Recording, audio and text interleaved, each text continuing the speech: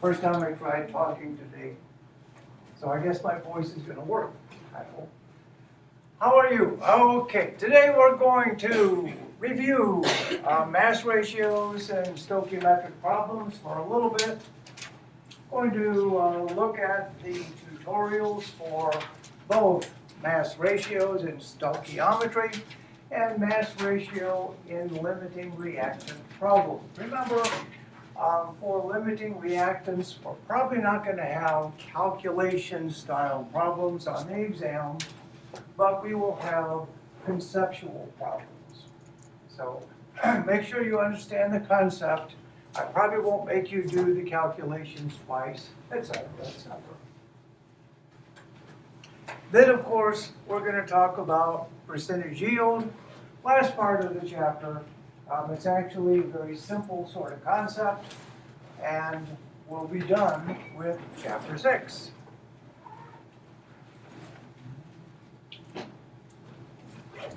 Remember, when we make a mass ratio, what we do is look at a balanced chemical equation, and we write a mole ratio, something reflecting the stoichiometry of our reaction. We then take the coefficients from our balanced equation, coefficients 1 and 2, and simply multiply those by the molar mass of the appropriate reactants. This will give us a simple mass ratio. Once we have the ratio, we can plug it in our standard algorithm, multiply it by our given, and we'll get whatever it is that we're hoping to find. Let's go ahead and look at this in terms of a couple of the tutorials. Again, the mass ratio, molar mass coefficient, molar mass coefficient. In this problem, we are given 92.2 grams of water. So that's our given. Remember, because we're going to use this ratio in our algorithm, we want to make sure that water winds up in our denominator. Okay? Let's see, how many grams of fluorine will be produced if we make 92 grams of water? So both of these are products. That's no problem. What we're trying to find is mass of fluorine. We know a mass of water. Our coefficients here. Well, this wasn't balanced. I guess I should have made you balance it. But it's kind of an ugly one to balance. Go ahead and write this down. Just so that you can practice balancing it. It's one of these cases, again, where you wind up with 5.5 moles of oxygen, and then you have to double it in order to make it work. All right, so our coefficients here for water and fluorine are 6 and 2. That means that we're going to set up our mass ratio with 6 times the molar mass of water, that's 18, and 2 times the molar mass of fluorine, that's 38. Here's our mole ratio. Again, I put water in the denominator because that's our given. Going to simply multiply this by our molar masses, 38 for fluorine, 18 for water. Multiply this guy out. We get 76 grams of fluorine for every 108 grams of water. Nice simple way to think about it in terms of simple mass. Now we said our given was our 92 grams of water. We set this up so that grams of water will cancel. Now we just simply multiply 92 times 76 divided by 108, and we get 64.8 grams of fluorine.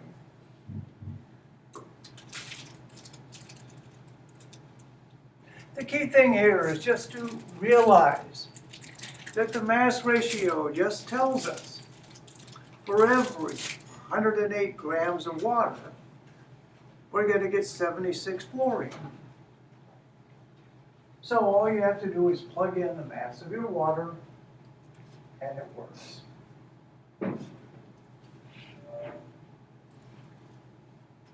So let's do another one, and I'll hush for a while. This is balanced already, so you don't have to worry. Step one, look at your problem. Identify your given. It's going to be this, 25.9 grams of oxygen. And we're looking for water.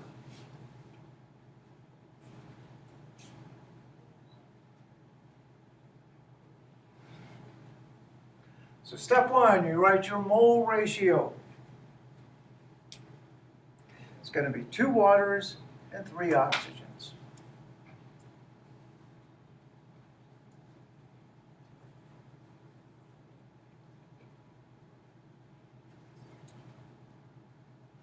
Once we do that, we want to simply multiply those by the molar masses. So coefficients. We're looking for oxygen, so oxygen's down here. So it'll be 2 and 3, and our 2 molar masses.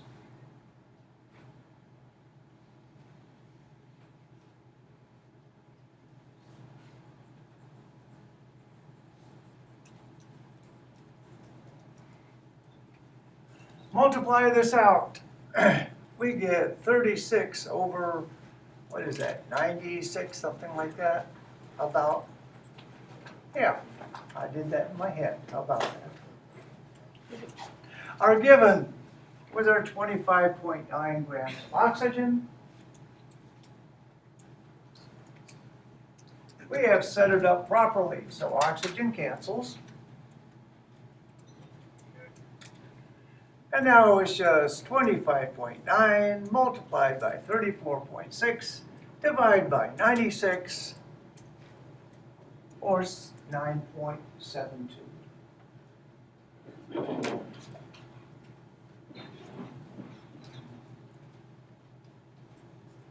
Any questions on how we did this?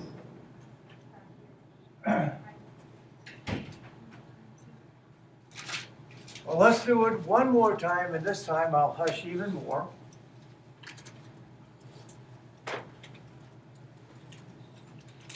Identify your given, do your stoichiometric ratio, do your molar masses, and multiply the given by that ratio.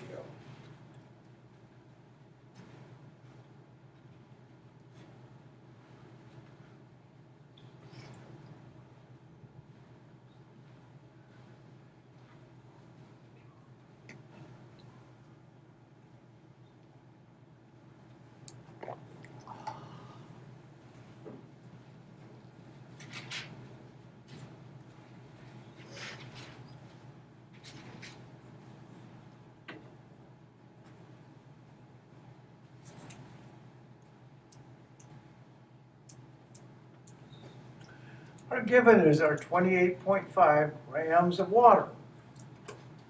We're trying to find chlorine. So both of these are products. And our stoichiometric ratio is simply going to be 6 to 2. You could also write it 3 to 1, doesn't matter.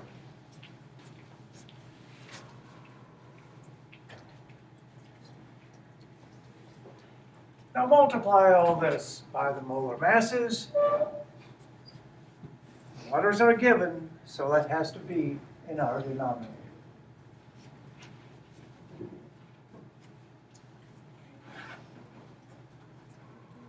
Two chlorines at 70.9, 6 waters at 18. Multiply that ratio by our given.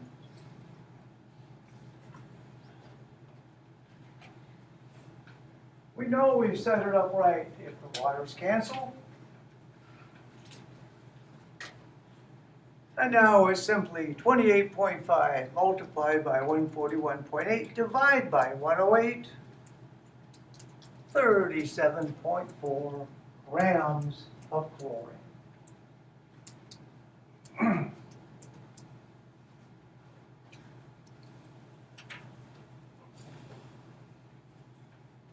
Any questions? Remember, there are two ways to do these types of stoichiometry problems. If you're given stuff in terms of moles and you want answers in terms of moles, don't need to worry with the molar masses. Just use your mole ratio. If you're given stuff in terms of grams and you want an answer in terms of grams, use a mass ratio.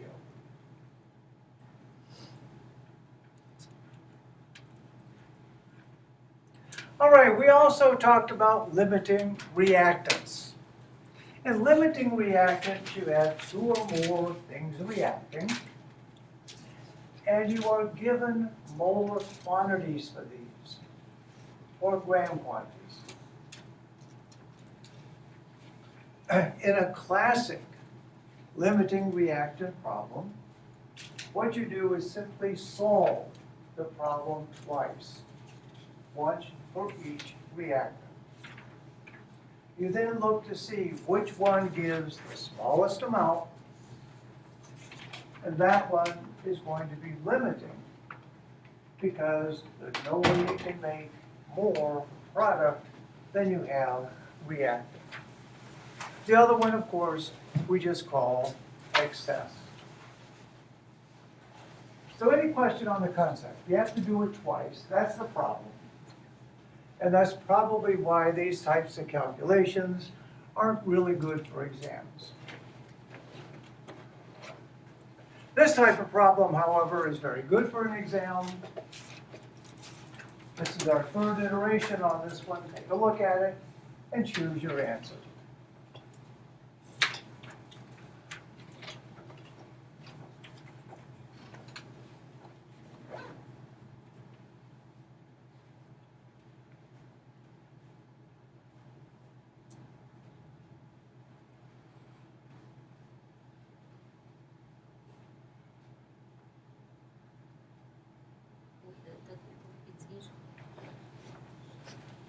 So what do you think?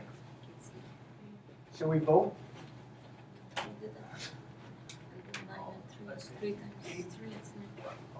We have 3 moles of fluorine, 9 moles of chlorine.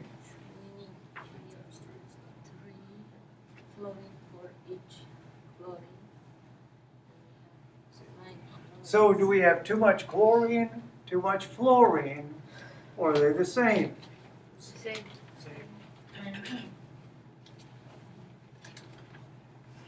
Well, for every fluorine, how many chlorines do you need?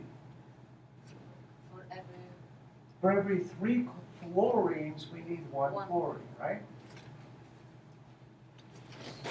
Well, here we have 9 chlorines, don't we? Every chlorine takes 3 fluorines. So how many fluorines would we need?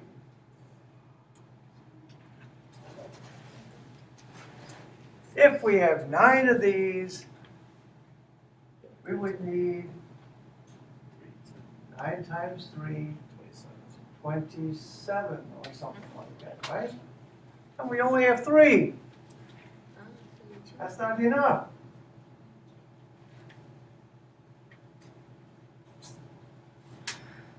There's excess chlorine here. Actually, I made a mistake. This should be 27. And actually, A and C should be the correct answer because fluorine is limiting. There's excess chlorine. I just whipped this up right before class. And I guess I put the wrong answer. Shoot.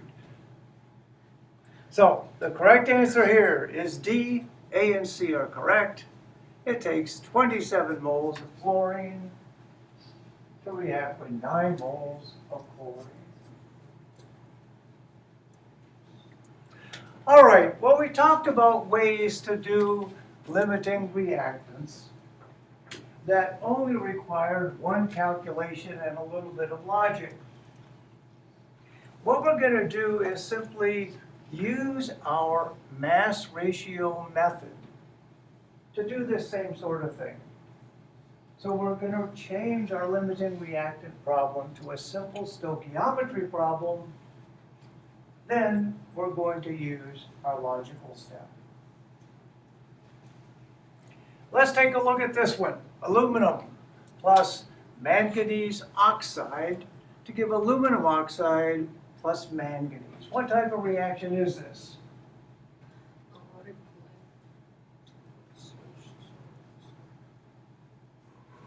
Element and a compound. Element and a compound. Single replacement, right?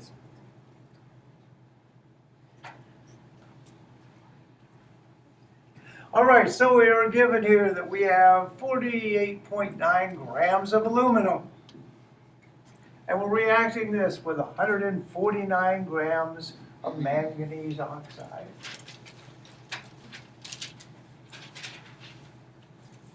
Now again, the classic way to do it would be to solve it first for aluminum, get an answer, then solve it for manganese, get an answer, and pick the one that gives the smallest amount of product. But what we're going to do here is simply change our question. Let's see. We're going to relate manganese and aluminum. We're going to use aluminum as our given. So the question we're asking is, how much manganese oxide will it take to react with 48.9 grams of aluminum? How much manganese oxide do we need if we have 48.9 grams of aluminum? So that's the logic, the first logic step here, is to take the standard equation here, you choose either one, it could be either one, as you're given, and say, how much of the other would I need? All right, so we'll do a mass ratio here. Our stoichiometric ratio for aluminum and manganese oxide is 2 to 3. Aluminum is our given, so we'll put that in our denominator.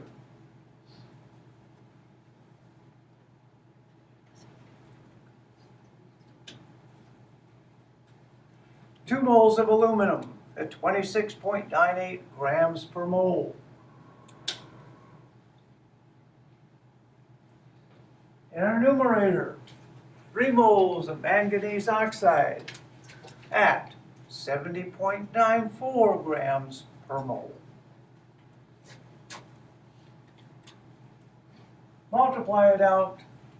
For every 54 grams of aluminum or so, we'll get about 213 grams of manganese 2 oxide.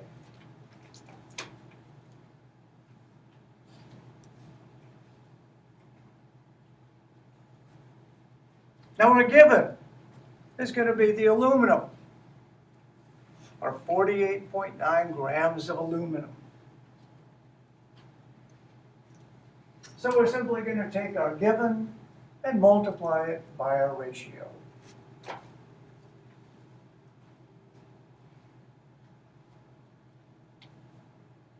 Here's our given. Here's our ratio. Calculation. 48.9 times 212 divided by 53. 193 grams of manganese 2 oxide. Now is the logic step. We've done the stoichiometry problem. What did we just figure out? We all know how to do the calculation now. What did we just figure out though? We just figured that for every 48.9 grams of aluminum, we need 193 grams of manganese oxide, right? So that's how much we need to react with all of our aluminum. How much do we have? 149. We only have 149. Is that enough? No.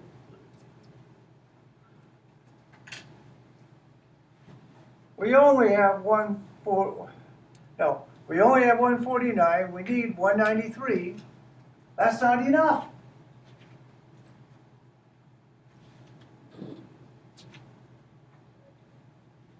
Therefore, manganese 2 oxide is limiting, and we have extra aluminum.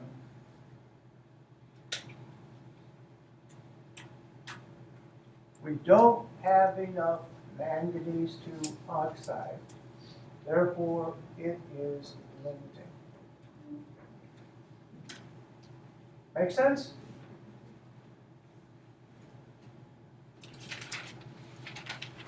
All right, here's the tutorial that uses this method. And if you like to go through and practice some of these, it's a fun exercise. We are given that we have 96.1 grams of, well, this is catechol, actually.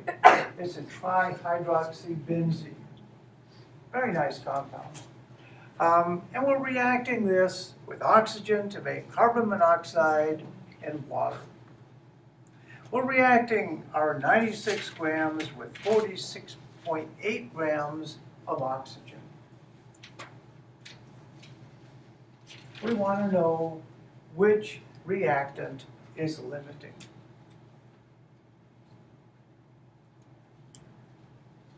Now you see, if I put it on an exam this way, that's just kind of like a true-false question, isn't it? And that's no fun. But okay, so let's figure how we're going to do this. We're going to choose one of these guys as our given. Then we're going to set up a mass ratio. We're going to put our given in our denominator.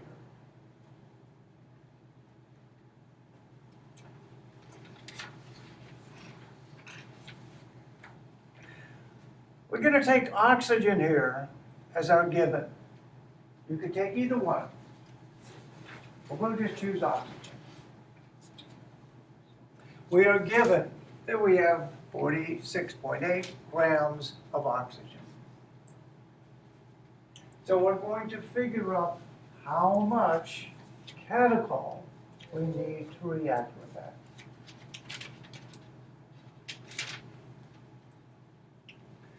Our stoichiometry here is going to be 3 to 1, isn't it? We know our molar masses. 1 mole of catechol at 126 grams per mole. 3 moles of oxygen at 32.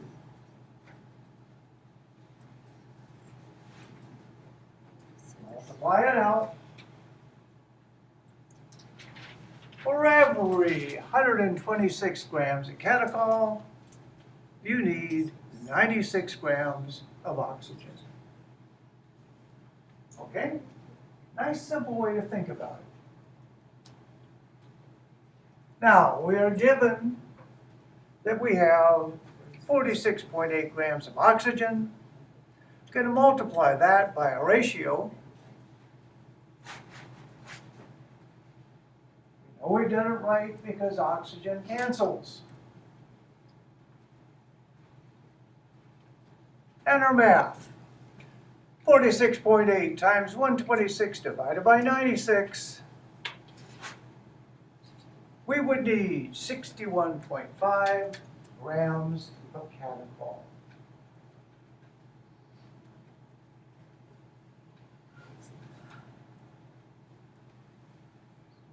Now, how much do we have? We have 96. We only need 61. We've got a ton, don't we? This is way more than we need. So, what's the limiting reactant? We have more than this stuff than we need, so that's in excess, isn't it? Yep. And limiting is oxygen.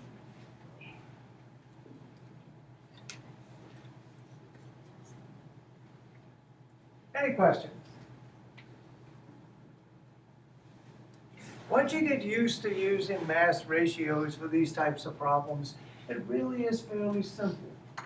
Just identify a given, set up a ratio, make sure the units match up right so they cancel, and then it's a simple calculation. Whether it's a limiting reactant problem or just simple stoichiometry. Very nice, very powerful way. All right, let's move on to the last section in this chapter. And this is percent yield. Now, percent yield is actually a very, very simple concept. Everything that we've calculated so far is based on the reaction stoichiometry.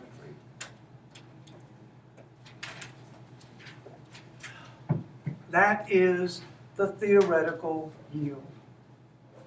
So if everything is perfect in earth and heaven, that's how much you would get. Okay? Now, things are not perfect. Maybe you've noticed that. And so when you do a reaction and you isolate your product, you get a certain amount of stuff, a certain number of moles or grams or whatever. That's the actual yield, how much you actually wind up with in your pot. It's always going to be less than the theoretical yield, always. Now, why is that? Well, there are really two reasons. The obvious and silly reason is that as perfect as we all try to be, we're sloppy. Okay, so you do this in lab. Your lab partner spills half of the stuff on the way to the balance, sneezes, it blows everywhere, you know, that sort of stuff. That's bad. Just scrape it up off the floor, do as best you can. But it's always going to be less than you expect. There's a much more sophisticated answer to it, and that is that virtually all reactions proceed by parallel pathways. So if you're reacting A and B to make C, that's perhaps the major pathway. That's the major reaction. But there are lots and lots of other things that A and B can do together. And they happen at the same time, and so you have parallel reactions. Parallel reactions yield different products, and therefore they cut down your yield. But that's a little too sophisticated for 101 chapter. Percentage yield, then, is simply the ratio of actual to theoretical expressed as a percentage. Now, this is a simple concept, isn't it? Nice to end the chapter on a simple concept. Think of popcorn. If you counted, we have 20 kernels sitting here. All right, what's our theoretical yield of popcorn? 20.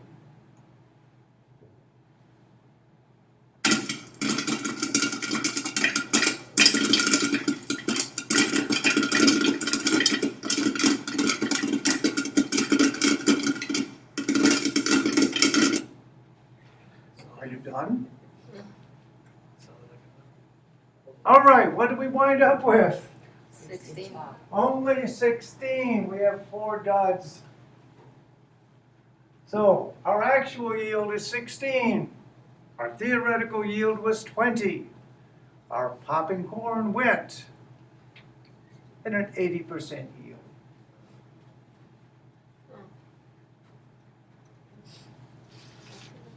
A nice, happy, simple concept, right?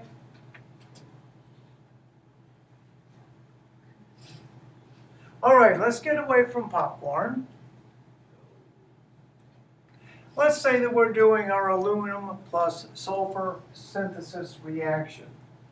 Is this a redox reaction? What was the trick I said? Anytime you have an element on one side or the other, it must be redox. Right? Must be. So yeah, it's redox. We set this up, so our theoretical yield is 1.7 moles. When all is said and done, we weigh the stuff out, we get 1.5 moles. What's our percent yield? Quickly calculated.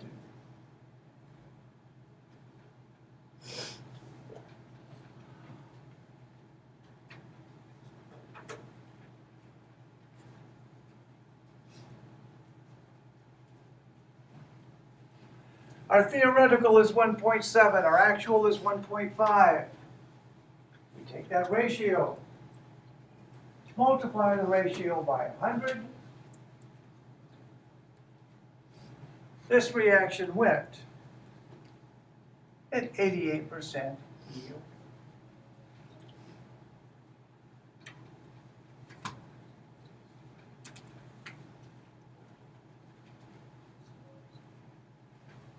So to do this in a more sophisticated problem, what you would have to be able to do is to calculate your theoretical yield. That's just a stoichiometry problem, isn't it? Typically, you would be given something like an actual yield. Once you've calculated the theoretical, do the ratio, multiply, and that is your percentage.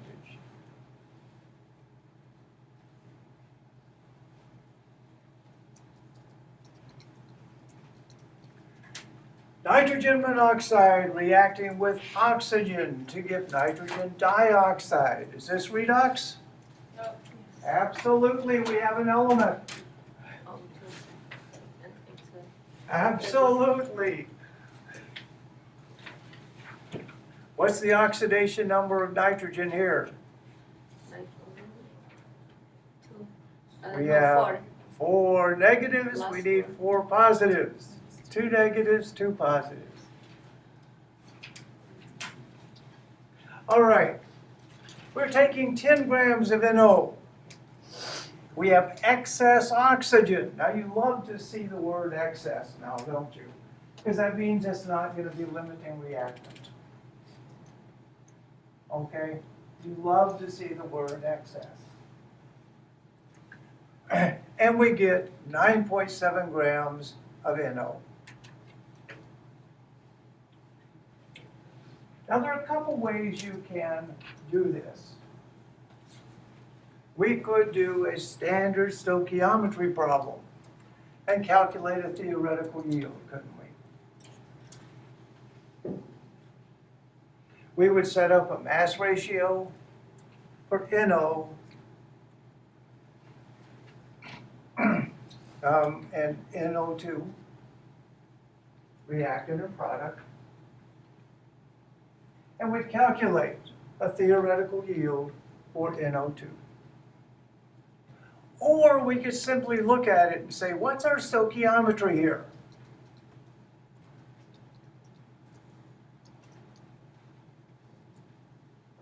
In terms of NO and NO2, it's 1 to 1, isn't it?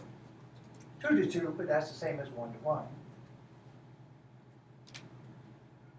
So, if we add 1 mole of NO, we should get 1 mole of NO2, right? So how about we do a simpler calculation and say we have 10 grams of NO, how many moles is that? And that's how many moles of NO2 we should get. In order to do this, we need to know our molar masses. Fortunately, they appeared magically at the bottom of the screen.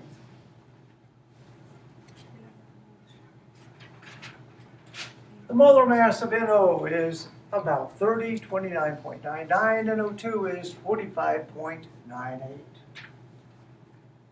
So step one, I'll hush for a second.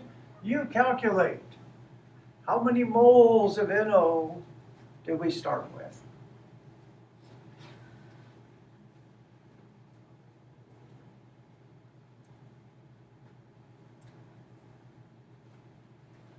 Once again, what do we say every night before we go to bed? Mass divided by molar mass is mole, right? So we take our mass divided by our molar mass. We are starting here with 0.33 moles of NO. How much NO2 should we get? 0.33 moles, right? What does 0.33 moles of NO2 weigh? Well, we know that 1 mole weighs 45.98.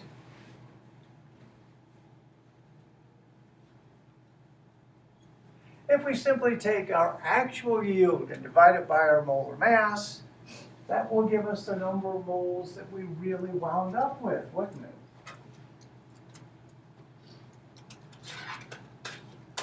So, 9.7 divided by 45.98, 0.21 moles of NO2. So our theoretical here is 0.33. Our actual is 0.21. What's our percent yield?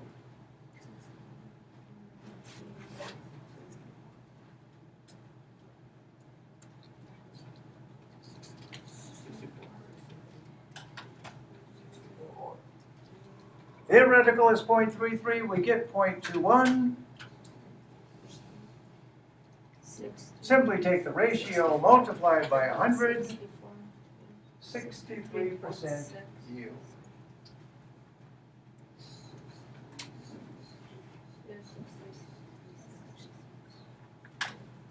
Now let's pretend that we were all very sophisticated chemists.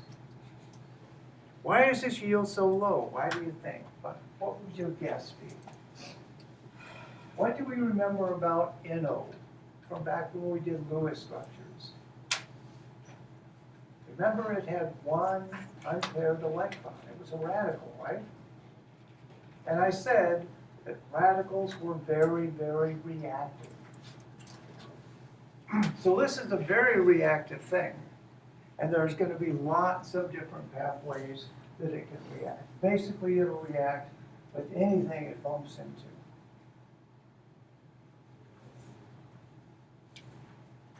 All right, of course, there are tutorials for percent yield. We'll look at 3 of these, and then we're done.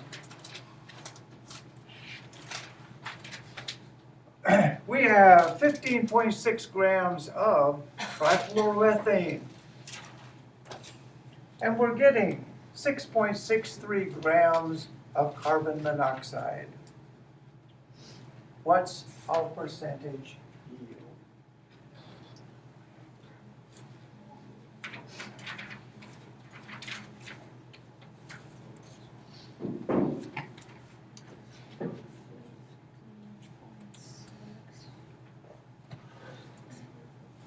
We're going to do this by using a mass ratio. It's 84.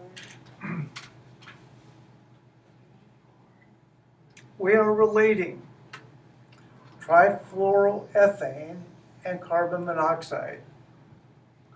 1 trifluoroethane gives 2 COs. Correct?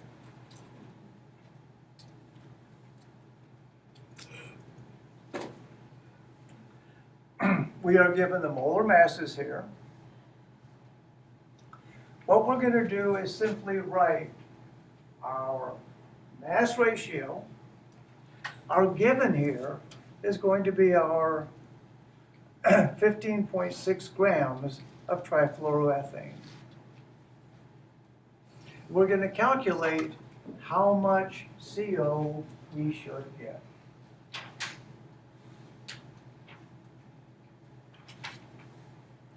We put trifluoroethane in our denominator because it's our given.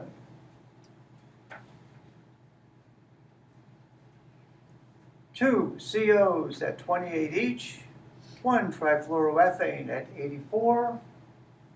Multiply it together. For every 84 grams of trifluoroethane, you get 56 grams of CO.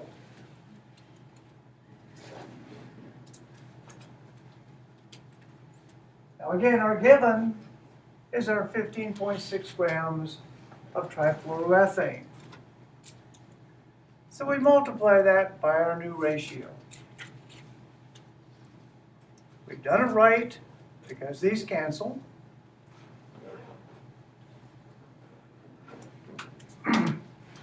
15.6 times 56 divided by 84,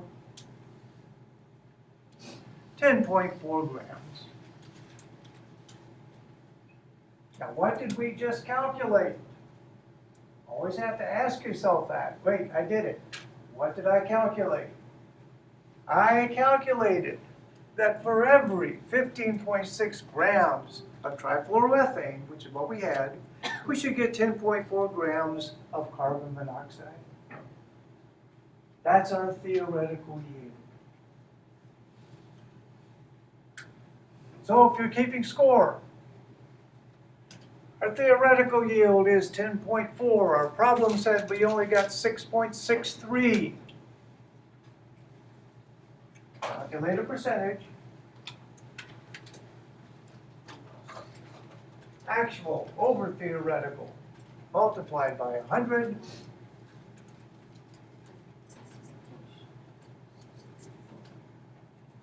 .8%.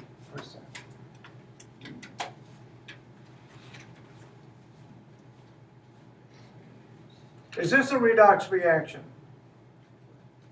Yep. Absolutely, we have an element. Now, you know, sometimes redox reactions don't require elements. We know that. But if it is an element, it must be a redox.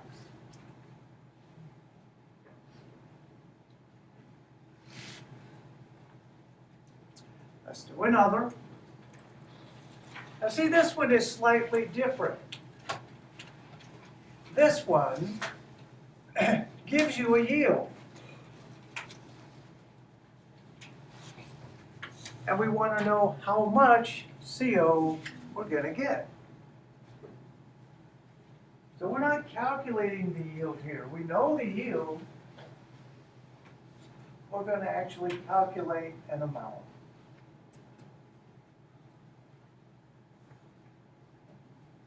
Think about how you want to do this. Our given here is going to be our 49.6 grams of carbon. We are making CO. So we want to set up a ratio for carbon to CO. Our ratio is going to be 5 to 4, isn't it? Our given is carbon, so that's in the denominator.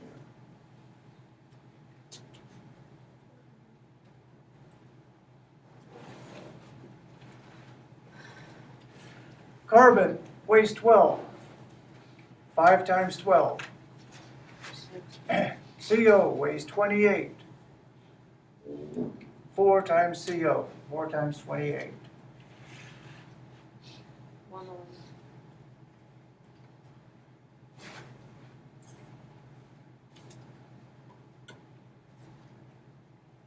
For every 60 grams of carbon, we get 112 grams of CO.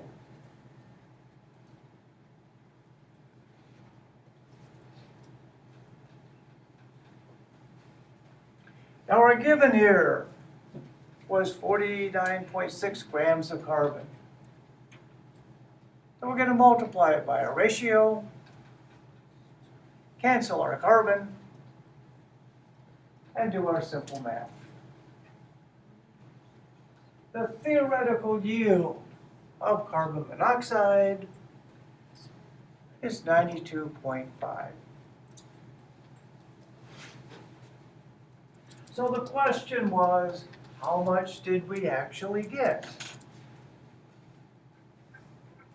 Well, if the reaction went in 100% yield, how much would we get? 92.5.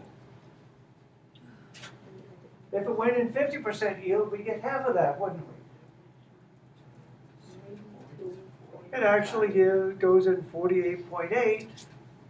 And divided by. So we're going to take our 92.5, multiply it by 0.488, Divided by. multiply, not divide. But by 100. Yeah, got rid of your 100.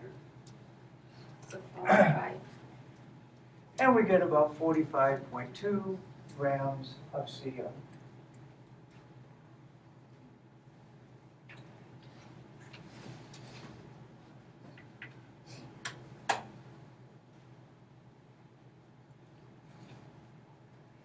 One more. Again, we're going to calculate a percentage yield. Again, we're dealing with a redox reaction. This is the organic compound butane. 1, 2, 3, 4 carbons.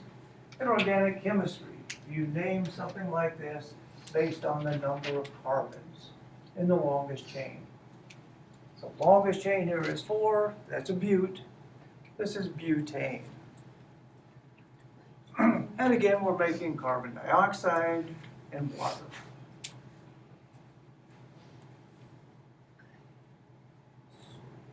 So it's 13. Our given here is going to be our 96.9 grams of oxygen here. We're looking at water. We actually get 18.4 grams of water. That's our actual yield. We have to find the ratio between and multiply. So the ratio we're looking for is going to be between what? Oxygen and water. and water. So it's 13 to 10. And it's 13 and 10. Oxygen is our given. So that's in the denominator, right? So we're going to do 10 times 18, 18.02. And we're going to do 13 times 32.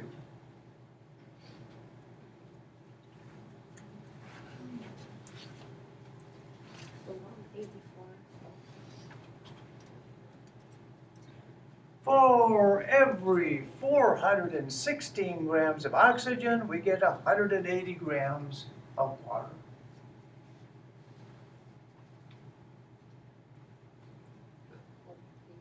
Now we have 96.9 grams of oxygen, don't we? Simply multiply our given by our ratio.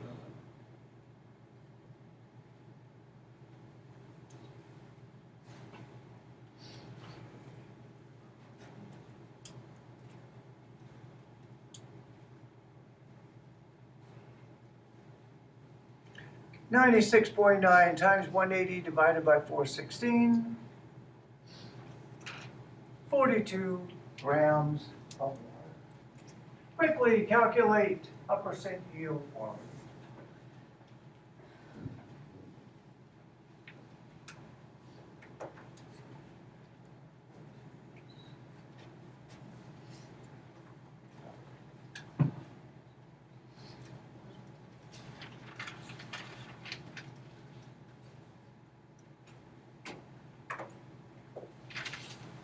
Our theoretical yield is 42 grams.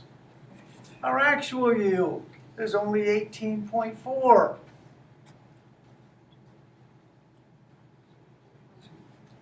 So 18.4 divided by 42 times 100, we are looking at 43.8%. 44. Any questions? All right, practice these tutorials, please.